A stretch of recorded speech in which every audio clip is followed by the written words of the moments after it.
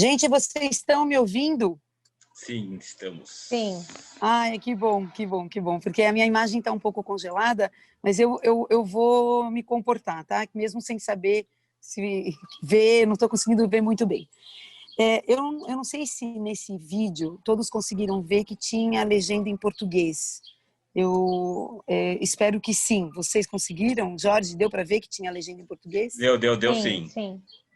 Ah, tá bom, porque no celular é muito pequenininho, então assim você não percebe. Então, a gente tem o depoimento, né, o relato de Itzhak Belfer, que se sentiu tão à vontade e tão bem dentro do orfanato de Korczak, que ele nem se lembra de ter chorado, ele não se lembra de ter chorado, né, na despedida da mãe. Só um minutinho, gente, só um minutinho.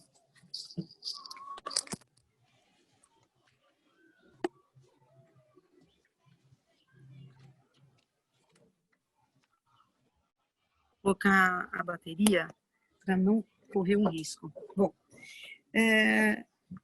eu queria, antes de contar um pouco melhor a história de Korczak, contextualizar da onde que vem a família dele. O nome de Korczak, dado no nascimento, é Henrik Goldschmidt. Henrique, né? Ele é fruto de uma família de pais e avós masquilim. Masquil significa iluminado ou do iluminismo.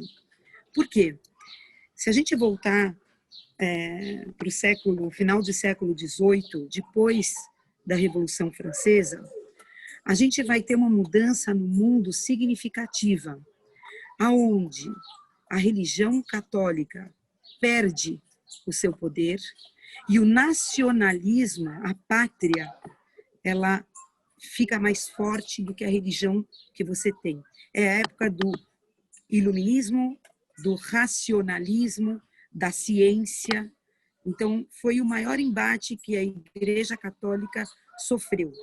Os judeus, que até então tinham problemas horríveis por serem judeus, ainda não existia o antissemitismo, existia o antijudaísmo. Então, se sentiu aliviado e pensou, poxa, que bom. Então, se eu sou um judeu alemão, agora, depois da Revolução Francesa, eu já não sou mais um judeu alemão, eu sou um alemão. E assim foi se espalhando pela Europa toda essa sensação de pertencimento a uma pátria. A Revolução Francesa pregava liberté, igualité, fraternité, fraternidade, igualdade. E então o judeu falou, pronto, agora eu achei o meu lugar no mundo. Eu vou começar a me integrar de uma maneira legal na sociedade. Isso, no começo, até deu um pouco certo. Mas, com o passar do tempo, todos os iluministas, em hebraico se chama Haskalah, porque teve o iluminismo mundial e teve a Haskalah judaica, que é o mesmo iluminismo, que é essa vontade de ser igual para fora de casa e um judeu dentro de casa. Manter a sua tradição e a sua cultura e, ao mesmo tempo, se integrar na sociedade, cursar faculdade e almejar empregos até antes proibidos para os judeus. Com o passar do tempo, novamente, o judeu começou a ser visto como um estrangeiro. A sociedade impunha que, para um alemão ser um alemão autêntico, ele teria que ter raízes germânicas e não raízes de outra cultura. Então, o judeu, da religião, da importância que se dava à religião, passa agora a ter importância o pertencimento a uma cultura e a um povo diferente. Até que Theodor Herzl, o pai do sionismo, né, morreu super jovem, com 40 anos de idade. Depois do que aconteceu na França, o caso Dreyfus, que vocês já devem ter ouvido falar, ele era militar, ele foi condenado por ser espião e a condenação era injusta, mas mesmo assim as pessoas foram às ruas e escreveram nos cartazes fora judeus. E isso deixou Theodor Herzl arrepiado. Ele falou, não tem jeito. Os judeus precisam de um lar, precisam de uma pátria. E ele começou, então, incessantemente lutar por isso, visitando os chefes de estados de todos os grandes países da época, pedindo uma ajuda para que os judeus pudessem ir para alguma pátria. No começo foi ofertado na África, até na Argentina, mas realmente Israel, né, a terra de Israel, foi a eleita como um retorno dos judeus. E eu gosto de contar isso por um motivo. A família de Henry Goldschmidt, que a gente conhece mais como Janusz Korczak, é uma família que o tempo inteiro, já o avô dele, numa cidadezinha da Polônia chamada Ruruelbizov, um nome estranho assim mesmo, ele era médico, pediatra, difícil cursar medicina em 1880, muito difícil, mas ele tinha conseguido ascender essa profissão e ele tentava sempre fazer a ponte. Ele queria que os judeus saíssem do shtetl e se abrissem para o mundo. Os filhos deles, e dois, que é o pai do Korczak, que é o Joseph e o Yakov, os dois Jacó, os dois eram advogados formados em Varsóvia já, e eles tentaram trazer os tratados do Talmud com a lei civil para mostrar como poderia ter coisas em comum e divergências, mas que tudo só se somava para o cidadão. Mas, assim, a história é muito triste na Polônia, que é um país fértil para o antissemitismo. Um bom polonês sempre foi considerado um católico. E se não era católico, nem era considerado polonês. Então, Korczak, ele se deu esse nome por um concurso literário que ele participou. Um pseudônimo. Existem muitas hipóteses por ele ter se dado esse pseudônimo. Eu acredito que pode ser para ficar menos judaico e mais polonês. Ele sempre se incomodou muito com as crianças pobres nas ruas. Eu sempre falo, quando eu conto essa parte, de que a gente normalmente se incomoda, né? Você está no carro, você está dirigindo, você olha para o lado, você vê um mendigo, você vê uma criança na rua, você se incomoda, mas aí, sei lá, você muda a estação do rádio, toca o celular e aquilo passa. Para as pessoas que são ícones, né, e que vêm para essa vida para marcar e para fazer uma história, isso não acontece. O incômodo prevalece a própria vida, o próprio conforto e as próprias aspirações, assim, que sejam pessoais, né? Então, ele já desde cedo, ele se preocupava por que tinha dinheiro no mundo, por que tinha essas diferenças sociais. E pelo diário dele, tem um livrinho fininho, pequenininho, chamado Diário do Gueto, que ele conta algumas lembranças da infância dele, que os pais ficavam muito chateados que ele era assim, desse jeito, que ele nunca pedia brinquedo novo, que ele estava sempre contente com tudo e muito preocupado com acabar o dinheiro do mundo.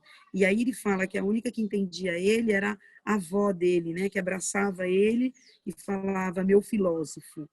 Então, é importante o papel das vovós, né? Incrível, né? Já, ainda bem que naquela época ele tinha alguém que entendia ele.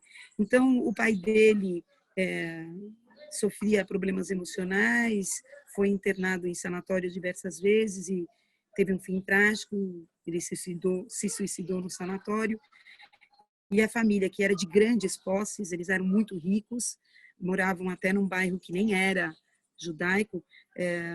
Só para voltar um pouquinho no tempo, quando ele tinha 5 anos de idade, ele tinha um passarinho que morreu, e ele botou o passarinho numa caixinha, pegou a irmãzinha dele, Ana, e iam descer no jardim. Ele devia morar nesses predinhos de 3, 4 andares, e ele desceu no jardim para enterrar esse passarinho. Aí veio o filho do zelador e falou para ele: por que tem a cruz? Porque ele colocou uma cruz na caixinha. Por que tem essa cruz? Ele falou: ué. Aí ele não entendeu a pergunta. Então o filho do zelador fala: esse passarinho não é católico, muito menos quem está enterrando ele.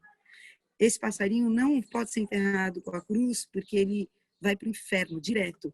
E você, se você me der alguns torrões de açúcar por dia, quem sabe o seu inferno vai ter um pouquinho de luz, não vai ser tão escuro. Então, esse é o primeiro momento na vida dele que ele descobre o judaísmo dele. Os pais não o criavam no judaísmo, que é também uma hipótese, né, que a gente levanta, né, uma pena que não dá para perguntar pessoalmente, mas que era tão difícil ser judeu que eu acho que os pais quiseram dar uma nova chance, né, uma nova oportunidade. Mas não adianta, né? É incrível como as coisas sempre elas aparecem, né? Não dá para você esconder por muito tempo um segredo, ele sempre vai vir à tona. Então, já sem o pai, aos 17 anos, ele se torna um arrimo de família e para poder sustentar a casa, né, porque eles vão perdendo, paulatinamente, vão perdendo seus bens, ele começa, então, a dar aulas particulares. E, então, a mãe procura a comunidade judaica para anunciar num jornal israelita que o filho dela poderia ser tutor. Na época, as crianças demoravam para entrar na escola, até os 7 anos eles tinham tutores para ensinar geografia, história, língua, e etc. Ele logo começou a escrever, ele tinha esse dom maravilhoso de escrever, e ele conseguiu uma coluna num jornal, e ele sempre gostou de falar, então, ou de satirizar as diferenças sociais ou de denunciar essas diferenças. Começou a escrever livros para as crianças, começou a participar de colônias de férias para crianças órfãs, começou a ficar muito conhecido na comunidade judaica e resolveu estudar medicina, assim como o seu avô, na faculdade de Varsóvia. Também algo muito difícil para um judeu, porque tinha cotas, era difícil entrar, cotas mínimas para quem não era católico, mas mesmo assim ele conseguiu entrar na faculdade e se formou como pediatra. Já na faculdade ele teve contato com ativistas sionistas judeus, já tinha ouvido palestras de Jabotinsky, Nahum Sokolov, ele fazia parte da inteligência polonesa e judaica. E com essa preocupação dele intensa com a criança, a comunidade judaica na época, principalmente ajuda aos órfãos, convidou ele a criar um orfanato em Varsóvia. E deram para ele a liberdade de escolher como ele gostaria que fosse a construção desse orfanato e como seria a pedagogia aplicada lá dentro. Para isso, ele viajou para vários países, ele foi para a Suíça, ele foi para a Inglaterra, ele foi para a Alemanha, ele foi estudar os grandes educadores da época, as grandes escolas, Summerhill na Inglaterra, e diversos, Piaget. Ele fez benchmarking com o que tinha de melhor na região. Né? Ele fez benchmarking com o que tinha... Está tudo em ordem? Estamos te ouvindo, sim. Ele fez benchmarking... Estamos te ouvindo, Nossa, sim. Eu não estou ouvindo você. Ele fez benchmarking praticamente com as melhores universidades, os melhores lugares, né? Ai, agora eu estou te ouvindo. Sim, sim. Ele foi até conhecer presídios, porque ele queria saber quais eram as melhores estruturas, não as piores, mas as melhores da Europa. Foi o mestrado dele, praticamente, né? Porque ele fez uma pesquisa de campo, voltou, a comunidade tinha já todo o investimento preparado, contratou arquitetos, o orfanato era com janelas gigantescas para entrar muito sol, porque ele sempre falava que as crianças que apareciam no hospital pediátrico na qual ele trabalhava, público e judaico, olha que absurdo, na Polônia a criança judia tinha que se tratar em hospital público só judaico, não podia misturar. O médico judeu não podia ser médico de poloneses né, que não eram judeus. Korczak tinha uma entrada nos dois lados. Ele sempre foi uma pessoa iluminada. Então ele era muito querido de ambos os lados. Ele conseguia ter essa penetração que até hoje é difícil de entender. Ele conquistou através dos artigos que ele escreveu, que ele publicou, dos livros que ele publicou, que eram de interesse geral, e de um programa de rádio que ele participava semanalmente, onde ele explicava para os pais como eles deveriam tratar as crianças e para as crianças como elas deveriam tratar os adultos. Então ele era ele era visto dentro e fora da comunidade, então, quer dizer, ele não era um cara que assim fechado na comunidade. Ele era uma referência regional, local. Ele era uma referência para a Polônia. Chegaram, depois de pronto esse orfanato, e já funcionando com as crianças, vinham de todos os países da Europa, inclusive da Alemanha, conhecer o sistema de ensino que ele desenvolveu, porque além de ter pias baixas, os vasos sanitários, banheiro dentro do orfanato, porque até aquela época, gente, 1910, 1912, os banheiros eram fora da casa. Minha mãe, que conta que veio da Lituânia, nunca teve banheiro dentro de casa. E água quente, mas nunca. Ele criou um sistema de calefação para as crianças, para ter um mínimo, né, de dignidade. E haviam dois salões enormes, onde eram os quartos, 75 meninos de um lado, 75 meninas do outro. O quarto dele, da Stefa Witczynska, o braço direito dele, ele era como se fosse o pai e ela a mãe. Eles ficavam em cima, mas eles tinham visão total de todas as crianças. Tinha o quarto do silêncio, que era onde a criança podia ir e parar um pouquinho, ficar quietinho. Quem entrava lá não podia conversar, só ficar de boa, descansando a mente num lugar silencioso. E ele criou um tribunal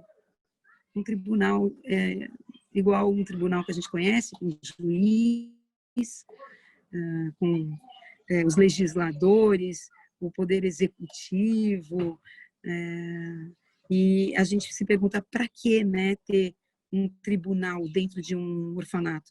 Só que o tribunal ele era regido por crianças e mediado pelos adultos.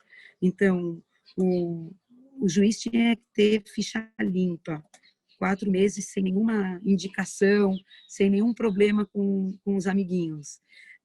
Claro que sempre eram as crianças um pouco maiores, porque lá podia entrar de 7 aos 14, 15 anos de idade. Terminava com 14, mas às vezes o adolescente pedia para ficar mais um ano e conseguia provar o motivo pelo qual ele queria ficar e ele acabava ficando.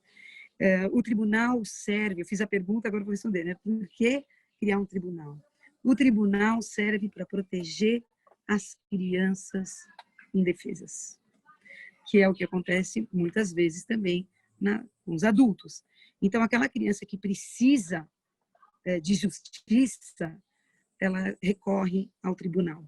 O tribunal, todas as leis de punição foram criadas pelos próprios alunos, todas as tarefas no orfanato eram realizadas pelos próprios alunos, havia só um casal de caseiros, que é óbvio que não dava conta de tudo, então tudo funcionava coletivamente, aos moldes de um kibutz, né? Das famosas fazendas agrícolas, quando começou o Estado de Israel. Então, até antes, né, do começo do Estado de Israel. As leis eram de proteção no tribunal.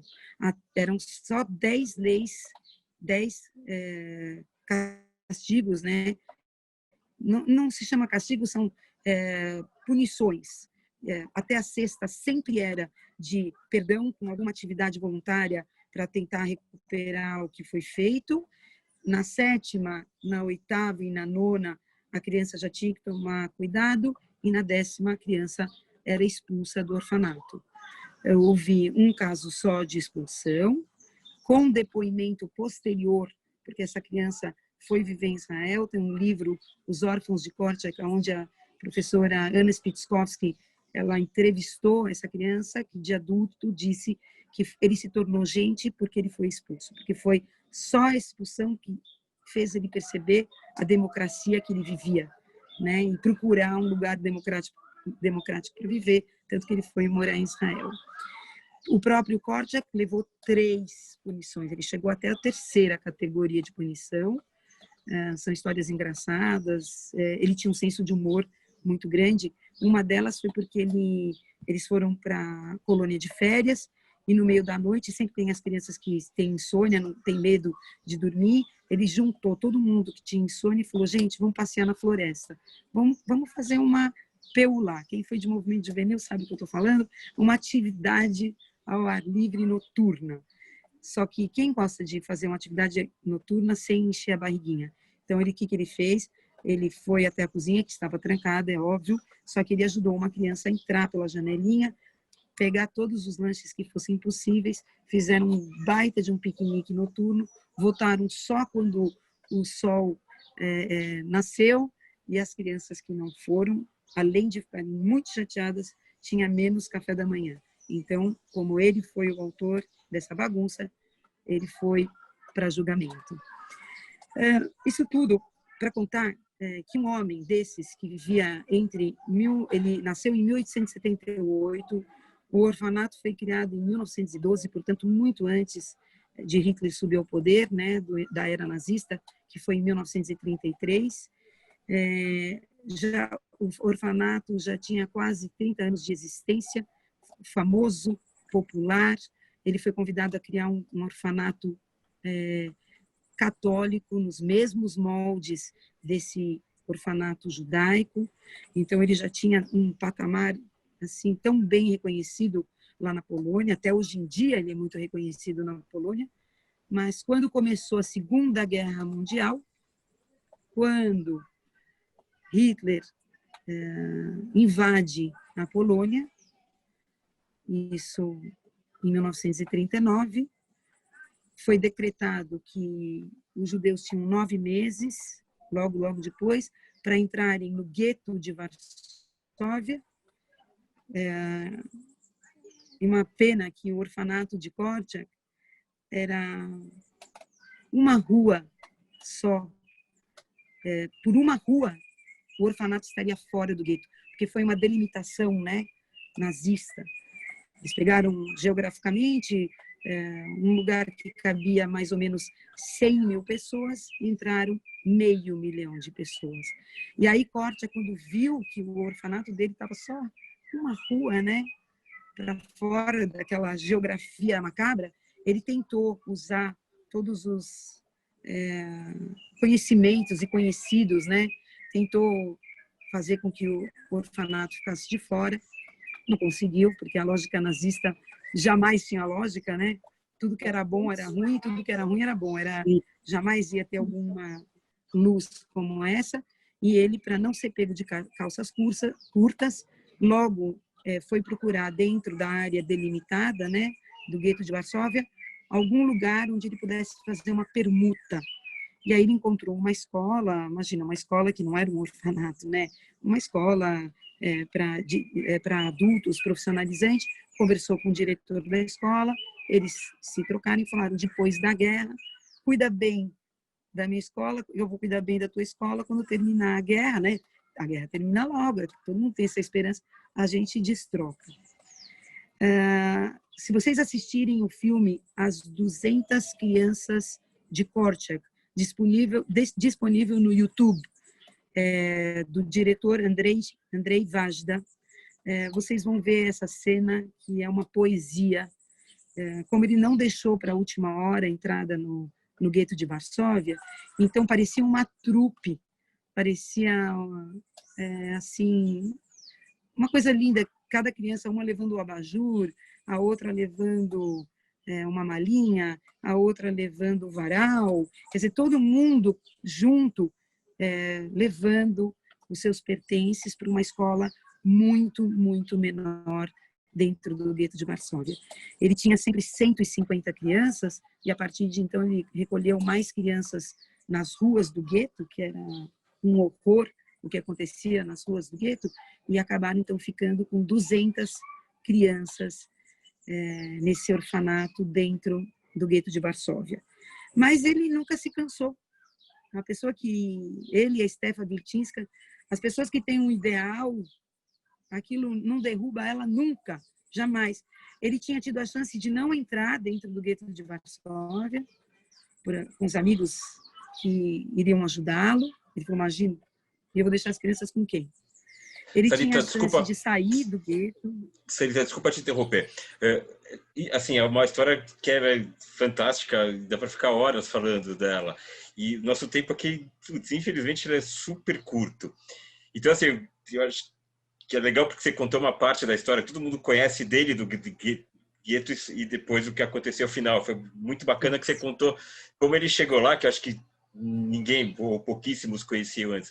Então, o que eu queria te pedir, de alguma maneira, tentar dar uma amarrada e a gente passar um pouquinho para as pessoas poderem comentar, falar, o que você acha? Sim, sim. Não, então, na verdade, aqui eu já ia concluir que ele continuou dando a mesma dignidade. Então, ainda acontecia o tribunal, mesmo com condições totalmente adversas, ele continuou o tribunal, ele continuou dando as atividades esportivas e tentando fazer, trazendo as pessoas nas ruas do gueto. Tinha um historiador, tinha um pintor, tinha uma bailarina. Imagina, lá no gueto tinha o pianista, não tinha? Tinha até o pianista. Então, ele trouxe tudo para dentro do gueto e trouxe dignidade. Como você falou no começo, as leis, hoje em dia, dos direitos da criança são baseadas, a Unesco, a ONU, elas se basearam em todas as ideias e valores de János Korczak. E é uma lição. Por que eu falei que Tem ele é esse um homem de reconhecimento? Tem esse reconhecimento, quer dizer, é assumido que ele foi uma referência? Sim, sim, sim. Teve já selo. Quando deu 100 anos do nascimento dele, teve o selo dos direitos da criança, com a cara dele estampada. Sim, sim. Sempre. É que a gente tem vontade de que seja mais divulgado, mas ele tem todo esse reconhecimento. Ele não deu tempo dele fazer uma tese de mestrado, de doutorado e deixar alguma coisa mais formal, né? São livros mais informais, como Amar uma Criança. Tem o livro que eu escrevi, Vozes de Paz em Tempos de Guerra. Tem Quando Eu Voltar a Ser Criança. Tem a lei, o direito da criança ao respeito de Dalmo de Abreu Dalari, um grande jurista que se inspirou no Korczak para escrever esse livro. Ele foi para Israel 2 vezes, então isso é uma coisa que realmente você tem razão, muito difícil. Ele foi se inspirar, porque o kibbutz tinha muito a ver com o orfanato. E ele foi convidado diversas vezes para ir morar lá, mas ele se achava um peso morto. Ele não sabia a língua, ele já tinha quase 60 anos, então ele achava que era uma terra de jovens, dos halutzim, dos primeiros pioneiros, né, que tinham um trabalho braçal. Eu agradeço vocês, quando eu começo a falar de Korczak, eu não termino. É difícil mesmo. A história dele fantástica. Eu não esqueci de olhar o relógio também, era para eu ter olhado no meu relógio. A gente tinha até um vídeo, né, para passar, do Itzhak Belfeld falando, foi 3 semanas atrás, ele tem 97 anos, e a autoestima dele está intacta, graças à educação que ele recebeu no orfanato. Isso é tão importante. A autoestima é o que define a personalidade e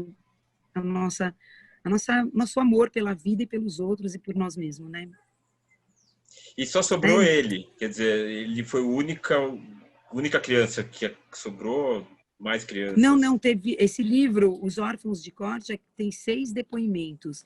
Não, tem outro, The King of the Children, tem um livro de uma canadense, agora esqueci, nesse momento esqueci o nome dela, mas é The King of the Children.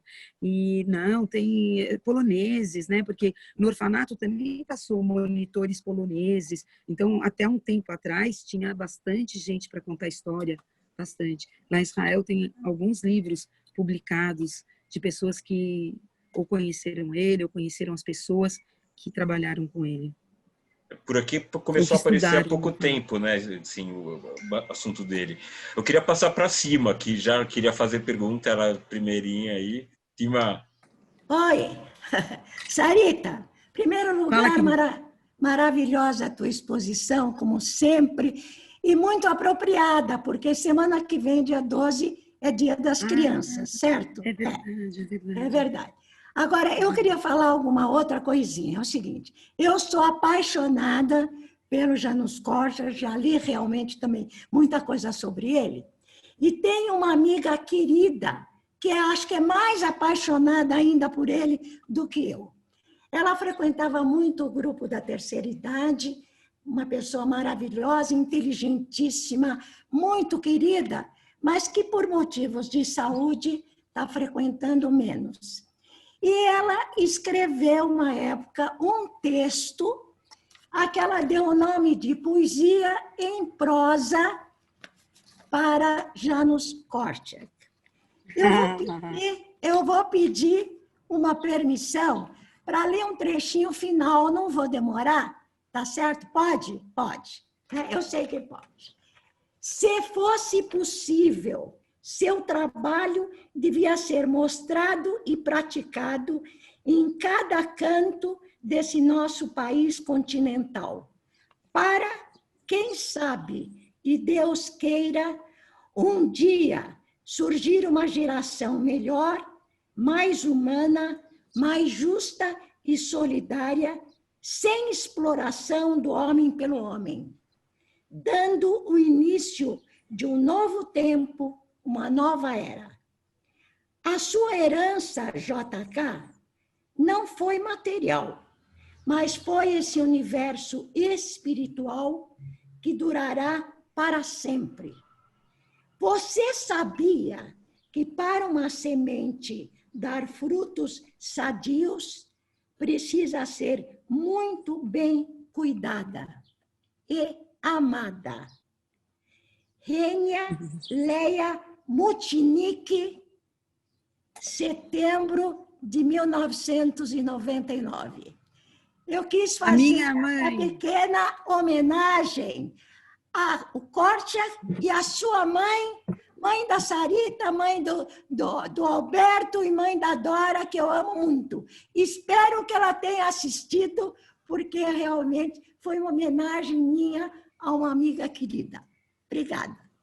Muito obrigada, muito obrigada. Lindo, lindo. Está no prefácio, essa poesia bem maior e muito bem escrita, está no prefácio do meu livro. A grande inspiradora. Ela é pintora, ela pintou muito na hebraica, né, Sima? E ela pintou um quadro belíssimo de Janusz Korczak. Maravilhosa. Quando você fez uma palestra um tempo atrás, eu não sei se você está lembrada sobre o Korczak, nós terminamos essa palestra, eu li essa poesia inteirinha e ela ficou muito emocionada. Eu adoro também. Muito obrigada, muito obrigada. Namastê. Todarabá.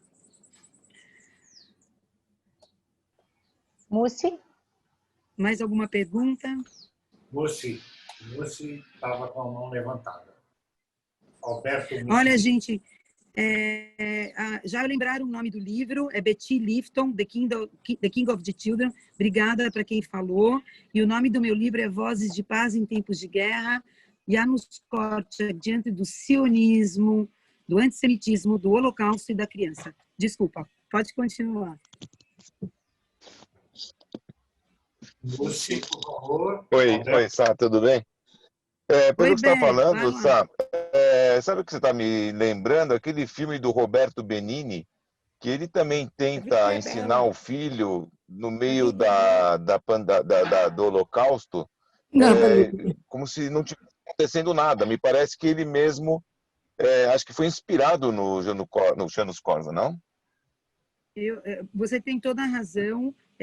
Eu também, quando eu comecei a estudar o Korczak, eu também me lembrei das cenas do Roberto Benigni, que são incríveis, e ele dentro do orfanato, tanto antes da guerra como depois, como na guerra mesmo, não que ele quis que as crianças ficassem alienadas, mas ele nunca deixou de dar esperança e mostrar que dá para ter um mundo melhor construído por eles, é verdade. E tem mais um filme, O Zoológico de Varsóvia, para quem assistiu ou ainda não assistiu, também aparece o Janusz Korczak,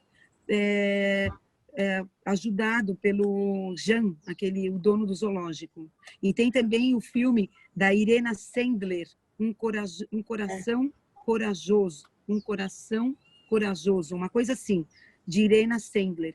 Também aparecem algumas partes O do com a Benini história é A dele. Vida é Bela. O do A Benini, Vida é Bela, Roberto. A Vida é Bela. Excelente, muito bem levantado, Beto, é isso mesmo. Ganhou o Oscar de melhor ator e melhor filme na época. Sara, qual é o livro que porque você falou uma coisa, acabou me lembrando. Eu fui aluna do Dalmo de Abreu Dalari, Teoria Geral do Estado, se não me engano, porque aí já você sabe quantos anos vão, que a gente não vai falar. Mas qual livro que ele escreve? O direito à criança ao respeito, o direito da criança ao respeito. Foi traduzido em várias línguas, eu tenho até um italiano. O direito da criança ao respeito. Eu também fui aluna do Dalmo de Abreu Dalari, na São Francisco. Da Sanfra. O Beto falou uma coisa muito interessante. O filme A Vida Bela, do Benini, foi inspirado no Korczak, porque chega uma hora que ele abstrai que ele está naquela situação, e eu acho que a palavra não é exatamente abstrair, é onde você põe a luz, o foco, né? Você pode até, você não pode se alienar, mas você tem que saber onde você põe o foco. Eu acho que o Korczak faz isso, ele não pôs o foco na tristeza, mas põe o foco na esperança. Ajuste da perspectiva, né? Isso. Isso. E quando a gente vê a marcha final, né? A marcha, ela foi descrita por várias pessoas que assistiram essa marcha final. Então, as crianças, tanto que os monumentos, tanto no Yad Vashem, ou lá na Polônia mesmo, eu estive lá em 2016, vi vários monumentos, inclusive dentro do museu, do cemitério judaico de Varsóvia, ele está sempre agarrado a crianças, embaixo, nas pernas, no colo, só falta assim no cavalinho, mas todo lugar tem criança, porque ele e a Stefa, eles nunca deixaram de dar essa confiança, essa segurança de que estavam todos sempre juntos. Eles tiveram algumas oportunidades de serem convidados, crianças, de irem, vamos fazer assim, dispersa todo mundo, vai cada um para uma casa e vamos salvar o maior número de crianças do orfanato dentro do gueto. Daí ele sempre falava, como a gente pode fazer isso se não vai dar para salvar todo mundo, e o que me garante que uma criança numa casa aí qualquer não vai ficar mais desesperada ainda de não estar junto com todo mundo. E a esperança também de que a guerra acabasse era iminente, né? O tempo inteiro, a Inglaterra vai entrar, vai ter um fim, né? O mundo não vai se silenciar, como nosso querido e saudoso Ben Abraham escreveu o livro O Mundo Silenciou.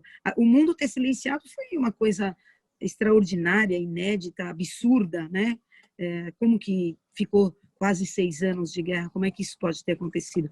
Então, aquela esperança de ficar todo mundo junto, todo mundo unido. Então, essa marcha final, ela é descrita com crianças muito, muito diferentes daquelas que estavam... Ninguém estava com cara de desesperada, de pânico, eles vestiram as melhores roupinhas, eles estavam com as bandeiras de Israel e a bandeira do próprio orfanato, e cantando, inclusive, o hino nacional judaico, que na época era o hino do Congresso Judaico, né? Os madrihim dos movimentos juvenis, os monitores de movimentos juvenis, que eram os educadores do orfanato, que Korczak falou, criança sabe cuidar de criança, né? Então não adianta a gente colocar esses professores que batem, que ofendem, que humilham. A gente tem que chamar gente que vai falar a mesma língua que eles. Então a marcha final, ela é representada de uma maneira tão bonita no filme, e quem não assistiu, assista o filme de Andrei Vajda,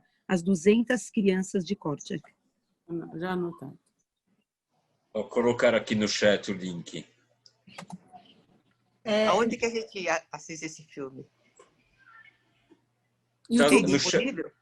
Tem disponível no Netflix, algum lugar, esse filme? Não, no Netflix não, no YouTube. É um filme branco e preto. Ótimo, ótimo. Vou assistir. Sempre no YouTube. E ele é branco e preto porque ele foi feito muito rápido depois da guerra, na década de 50 ainda. É um filme que ele mistura documentário com os artistas. Por isso tem muita gente que confunde. O artista foi muito bem escolhido É muito parecido com Janusz Korczak, o artista. A Pepa quer falar. Epa.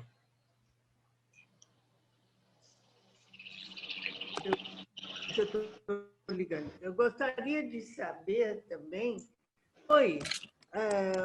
o fim dele em relação a essa situação no gueto de Varsóvia. O que aconteceu com ele e com as crianças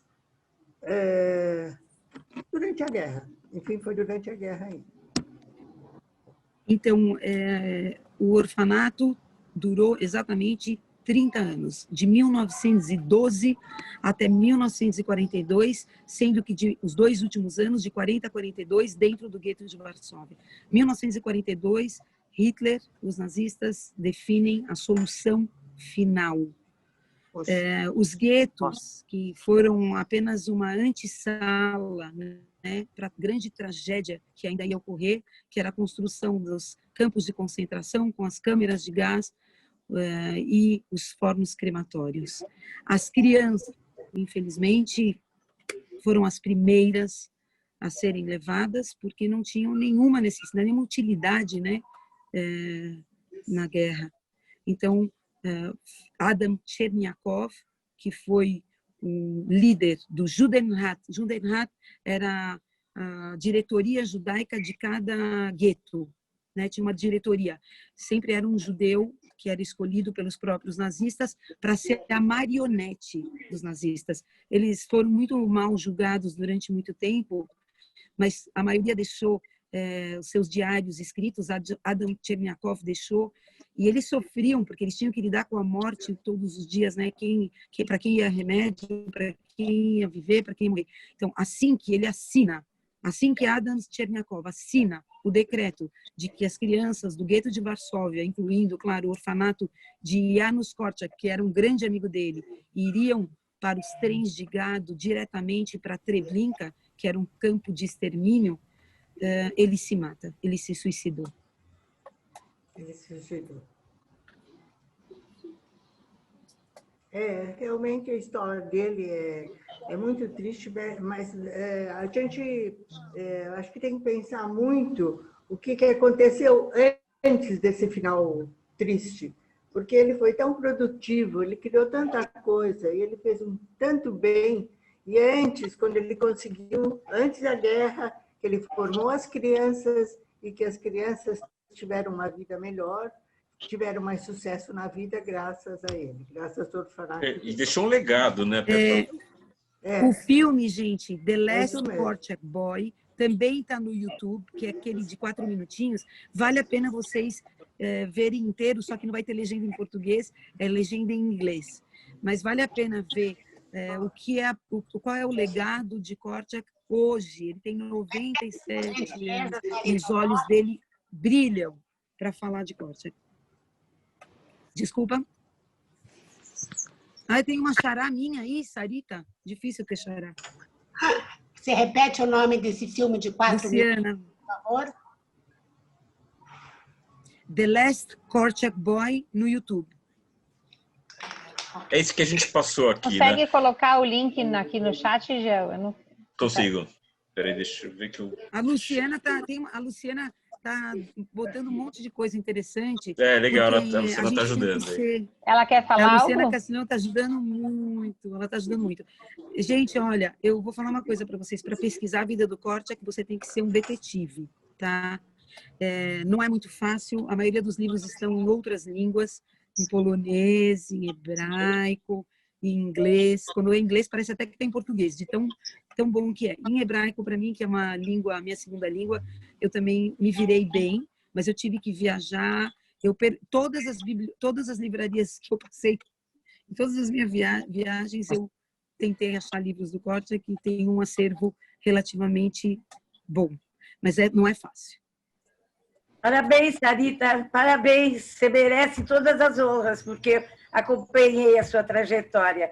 E eu quero dizer para você, Sarita, que hoje as escolas, pelo menos eu posso falar pelas judaicas que eu conheço, e pelo grupo de pessoas que trabalham com educação, A tendência hoje é procurar transformar todas as estratégias usadas por ele, muitas escolas usam, inclusive o IAVRE, que está assim, com uma metodologia maravilhosa, com professores muito dedicados para formar seres humanos. O objetivo não é formar, educar e ensinar português, matemática. O objetivo é formar seres humanos.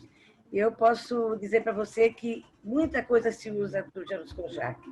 Eu, principalmente, adoro, não me desligo nada dele. Nada. E está de parabéns, Sarita. Parabéns mesmo. Um beijo muito forte para você. Obrigada, Alzira. Moral, Alzira. Moral. Eu queria fazer uma homenagem também à Sarita, posso? Fala, Esther. Assim, vocês imaginam... A minha chefe, vai, boss. Que sua chefe.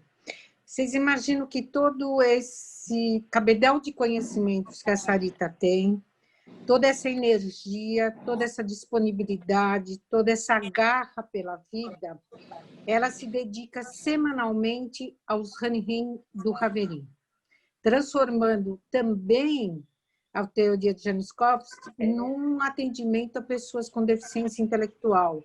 Eu posso dizer que ela é pioneira nessa área.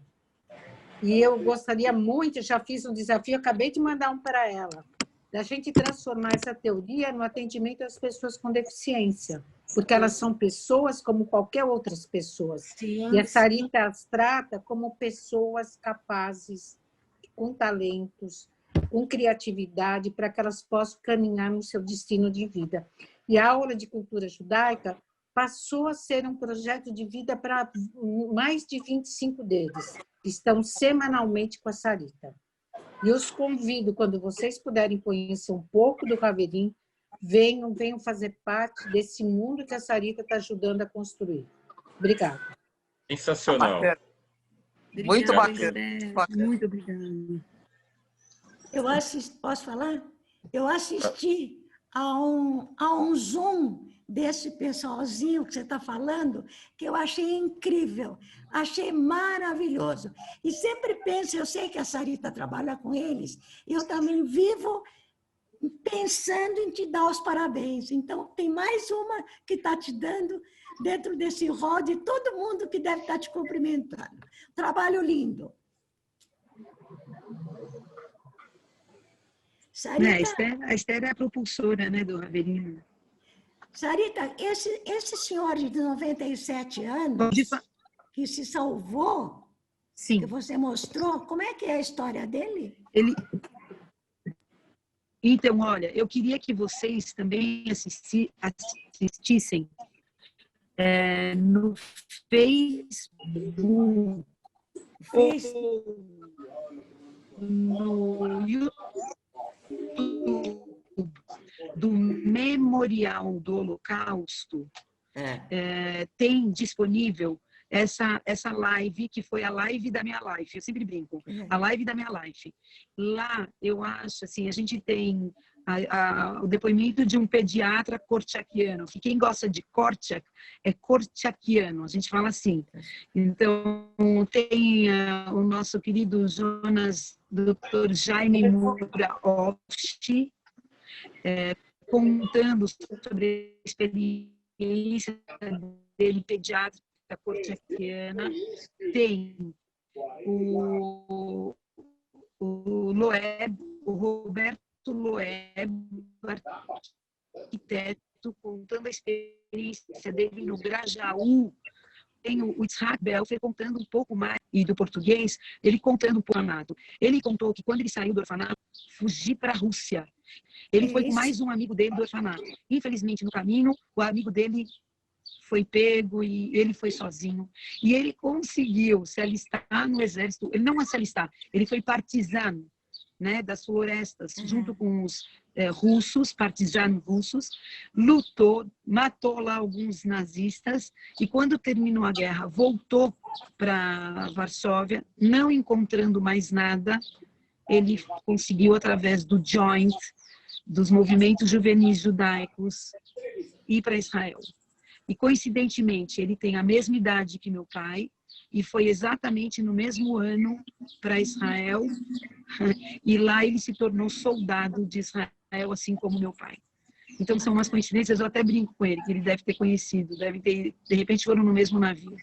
Aí teve aquela trajetória do navio chegar lá em Israel, na antiga Palestina, e os ingleses, era mandato britânico, mandar voltar, ele ficou um tempo em Chipre, que é a mesma história do meu pai, incrível.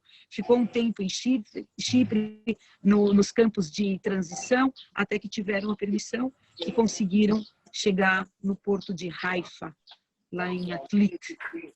E aí começou a vida em Israel. E é muito feliz, é muito agradecido, porque ele falou que o sionismo, quem ensinou para ele, foi no orfanato, com os seus educadores, com a permissão de corte. Eu coloquei no chat, tá, o link do YouTube com a tua live, pessoal. Isso, a live da minha live. A live da tua live. É. Eu até convidei o Belfer para hoje, mas é impossível, porque lá é 6 horas a mais. Nossa, você já pensou? Que legal. A Bessie quer falar, a Bessie. Precisa abrir o microfone, mano. Gostoso falar mãe, assim. Precisa abrir o microfone.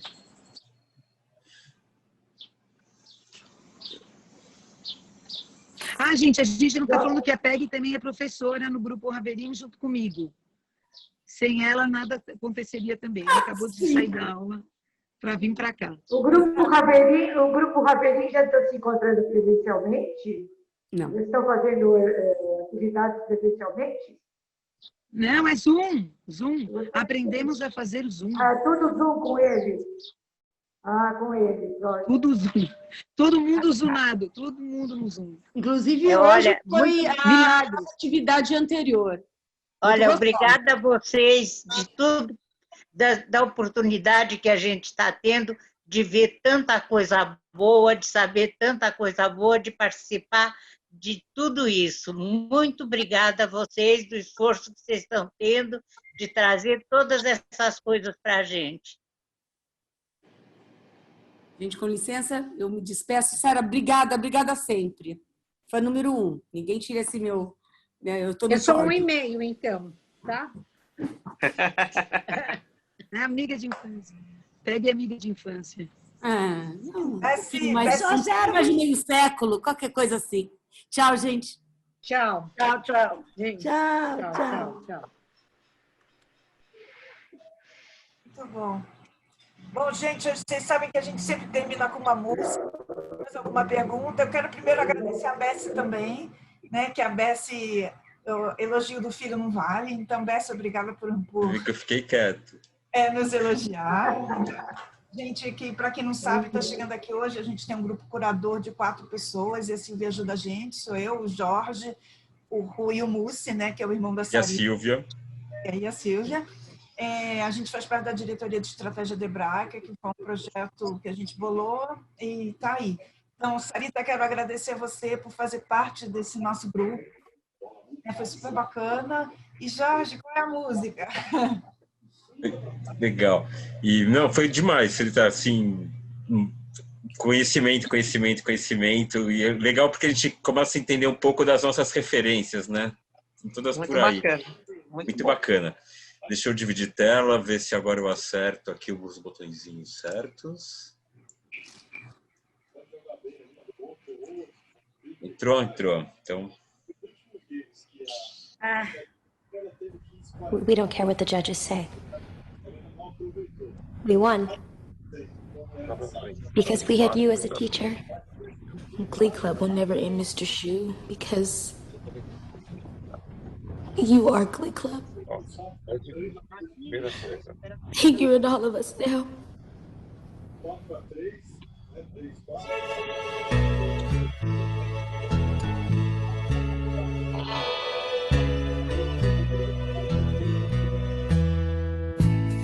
Those schoolgirl days of telling tales and fighting as Lá no canto. Tá vendo? É o break.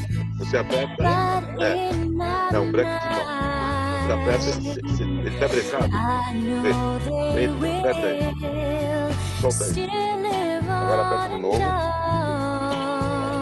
Pronto, entendeu? Brecou o breque de mão. Assim, de lado. Agora você vai ver. Quando eu entrar no carro. Aliás, serve do carro.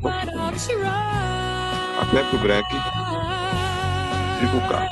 Liga o carro. Você aperta o breque não com o pé esquerdo, né? Com a direita. Não lá, não o breque de mão que você aperta. O freio que você apertar para desligar do carro. Ah, é aqui? É, você aperta com a direita, não?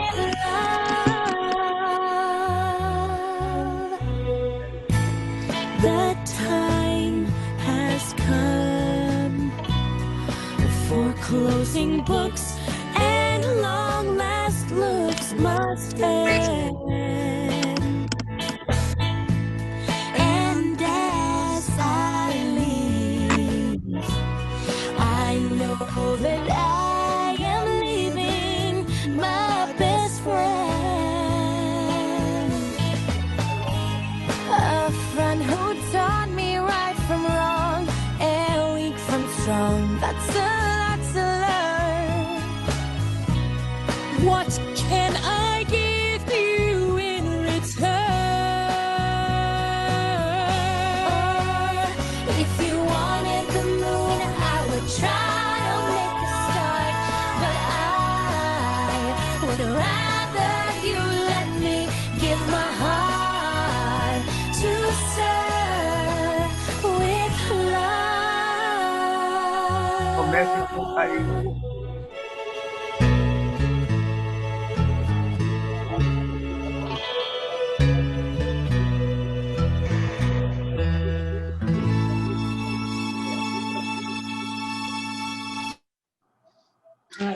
Muito lindo, muito lindo. Adorei. É, Glee é demais, né? Tudo... Nossa, eu vi muito essa série, adoro. É muito lindo. Muito obrigada. A gente espera vocês na quinta-feira com a Bebé, a nossa querida Bebé, né? Que vai falar legal. sobre auricular. Nem se fala. Auricular. Ela é especialista no tema, né? Então ela vai ensinar, vai dar umas técnicas para a gente, até para a gente desestressar. Vai ensinar um pouquinho para a gente. Então, a gente aguarda vocês. Sarita, muito, muito obrigada. O Múcio faz parte do nosso grupo e a gente reclamou e ele só apresentou você agora. Como é que ele estava te escondendo esse tempo todo, né? Não, não estava escondendo. A gente viu uma live que a Sarita fez, lembra? A gente já teve a ideia naquela live que ela fez. Na verdade, vocês lembram disso, né? Muito bom. Não, até postei, coloquei aqui no chat o link da live. Isso, exato. Teve a live, daí a gente viu, e daí a gente teve... ela já era reconhecida muito antes, como eu falei, né? Pessoa famosa. Verdade, verdade. Então, Sarita, obrigada. Eu tive que me ausentar um minutinho, perdi um pedacinho aí do final, mas muito obrigada. Eu já vi, até falei para você que eu estava vendo os vídeos que você mandou, fiquei super emocionada, história linda, e você é linda também. Obrigada, viu? História linda. E contou de um jeito super legal. Muito bom. A Sarita ainda está aí? A Sarita ainda está aí? Ela está ouvindo ainda? A Sarita? Tem que ligar o som, tá? Tem que ligar o som, tá? Tá. Sarita? Opa, estava com o som desligado. Pronto, eu estou aqui.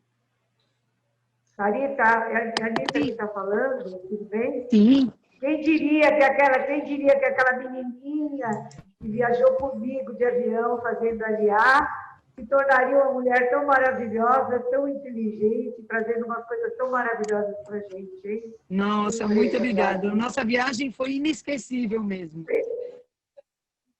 Surpresa da vida, viu? Muito prazer, eu não te conhecia assim, não, tá? Não, eu fico à disposição. Os assuntos da Shoah, do Holocausto, sempre são muito fortes para mim. Eu tô aí. A gente, de repente, bola um outro assunto e eu volto quando vocês quiserem, tá bom? Eu adoro hebraico. Com certeza. Você é super bem-vinda, super legal ter você aqui. Aliás, ter todo mundo aqui, foi muito bom. Foi muito bom. Muito bom, parabéns.